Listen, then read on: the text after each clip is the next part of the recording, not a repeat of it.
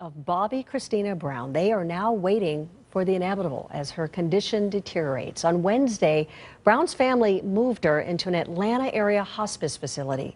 Her aunt, Pat Houston, saying she's in God's hands now. At the same time, Brown's conservator filed suit against her boyfriend, Nick Gordon, accusing him of assaulting and stealing from Brown. I want to bring in our CNN legal analyst, Philip Holloway, who is joining us here in Atlanta. So, Philip, thank you very much for explaining all of this, because I think a lot of people have not been keeping up with this, and clearly very sad news that she is now in a hospice. Indeed, yes. And this happens at the same time that her family is accusing her boyfriend of causing her death. Yes. Well, of course, she hasn't passed as of today, as far as we know.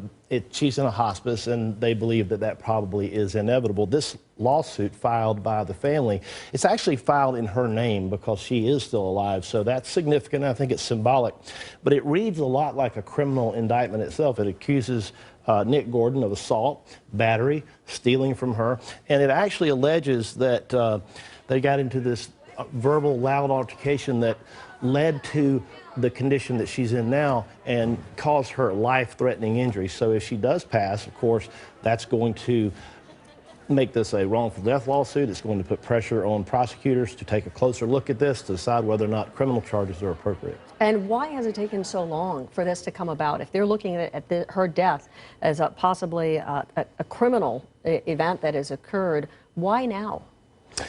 They're waiting, in all likelihood, to see exactly what will happen. She was recently moved to the hospice care facility, and there's really no way to know how long she may or may not live there. She could live for quite some time, or she may pass in the next few days. We just don't know. So that's going to be something that prosecutors are going to look at, and probably will be making a decision once they realize what the exact extent is of her medical condition. All right, Philip Holloway, thank you so much. I appreciate it, and obviously, you know, our condolences. Absolutely. That this is where we are for her family. Yes. Philip Holloway, thanks. We'll be back in a moment.